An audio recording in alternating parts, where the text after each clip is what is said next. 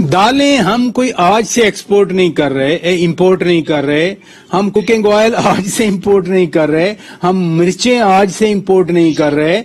हम सिर्फ अब इंपोर्ट कर रहे हैं गंदम और हम चीनी इंपोर्ट कर रहे हैं। तो पहले की हुकूमतें कम से कम ये बेसिक कमोडिटीज तो स्टेबल रखा करती थी। चौर साहब, इस दफा तो वो भी नहीं हो रहा, वो पार आ रहा दर। ये बात तो आपकी बिल्कुल ही गलत है। उसकी वजह यह है कि अगर आप नवाज शरीफ के दौर के अखबार उठा करके देखेंगे, उस वक्त ये शोर था कि देखिए मुशर्रफ की हुकूमत जो थी उसमें डॉलर जो है वो 60 रुपए पे था, आपने आटा स्टेबल था, आपने लुट गए, मर गए, बर्बाद हो गए, बेड़ा गर्क कर दिया। उससे पहले पीपल्स पार्टी की हुकूमत थी, उसमें भी जो है वो यही शोर चला आ रहा था। मतलब मुझे तो याद ही नहीं है कि कभी कोई अखबार खोला हो और आप उसमें ये पढ़े कि नहीं पाकिस्तान में कीमतों में बड़ा इस्तेहकाम है और बड़ी महंगाई नहीं होगी। हर वक्त हमें लगता है कि महंगाई है, उसलिए कि हमारी इनकम कभी भी सफिशिएंट नहीं होती। अब एक एक घर में 5-5 टेलीविजन है, हमारे जो गाड़ियां हैं हर घर में एक से ज्यादा गाड़ियां हैं, एक से ज्यादा मोटरसाइकिल है। कभी वक्त है कि घर में खाने भी एक हमारा जो है वो खाना एक वक्त पकता था, लेकिन हम उससे मुतमईन नहीं होते। हम चाहते हैं कि चीजें आगे बढ़े। सो ये एक फिनोमेना है, मुतमईन तो आप नहीं होते, आप सारे नहीं।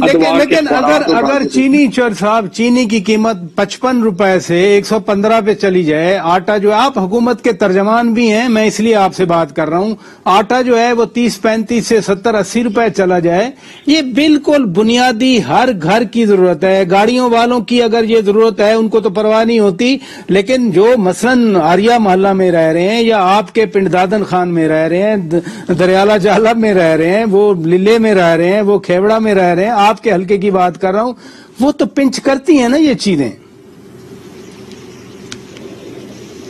हल्कों में हमारा जो पिंच है वो उतना नहीं है जितना कि शहरी हल्कों में है। लेकिन दूसरा मैं आपको ये बताऊं कि 1200 अगर आप कहते हैं कि आटे की कीमत बढ़ी है, मसलन जो चीनी की आप कीमत कह रहे हैं कि 55 रुपए है, तो गन्ना जो था वो 135 रुपए से 300 रुपए पे भी तो गया है ना। तो जो किसान था उसकी इनकम भी तो डबल से भी ऊपर चली गई। इसी तरह से अगर आप गंदम की बात करते हैं तो वो 1200 रुपए से 2000 रुपए पे गई है ना। तो 60% हमारी आबादी जो देहात में है उसको तो इस महंगाई का आप कहें या जो भी कह लें, उनको तो उसका फायदा हुआ। आपने बड़ी जबरदस्त बात कर दी चौर साहब, बड़ी जबरदस्त बात कर दी। आपने कहा कि चीनी इसलिए महंगी हुई है कि गन्ना जो है 235, 240, 220, 200 इवन जो भी है, तो फिर ये ग्रुप बनवाने की क्या जरूरत थी? जहांगीर खान तरीन ग्रुप, अगर हुकूमत इतनी क्लियर है तो फिर एक इंक्वायरी हुई, फिर उसका फॉरेंसिक ऑडिट हुआ, फिर उनके खिलाफ कैंपेन चलती रही, आपकी आधी काबीना उनके खिलाफ है। अगर शुगर इस वजह से कीमत बढ़ी है तो वो फिर ये पार्टी के अंदर तोड़ फोड़ क्यों करवाई गई? से ताल्लुक नहीं है तरीन साहब के ऊपर या जो बाकी लोगों के ऊपर मुकदमात हैं, वो ये मुकदमे हैं कि वहां पर एक होर्डिंग्स हुई है और जो कंपटीशन कमीशन ऑफ पाकिस्तान है उन्होंने 40 अरब रुपए का जो हमारी शुगर मिल एसोसिएशन है उसको जुर्माना किया है, जिसके खिलाफ वो हाई कोर्ट में गए। ये पाकिस्तान की तारीख का सबसे बड़ा जुर्माना है बाय द वे।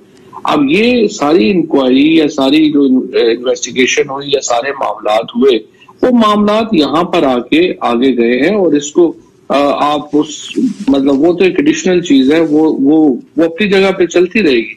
लेकिन मैं सिर्फ आपको नुक्ता ये बता रहा था कि जो आपने कहा कि ये फूड प्राइसेस बढ़ी हैं तो हमारी इनकम्स भी उससे बढ़ी हैं। तो आप ये नहीं, आप जब महंगाई का एनालिसिस करेंगे तो ये अहम है कि आप साथ इनकम का भी एनालिसिस करें। हम हर वक्त ये तो कहना शुरू कर देते हैं कि ये कीमत यहाँ पे चलेगी, ये कीमत यहाँ पे चलेगी। हम ये बताना भूल जाते हैं कि हमारी इनकम कहाँ थी और अब कहाँ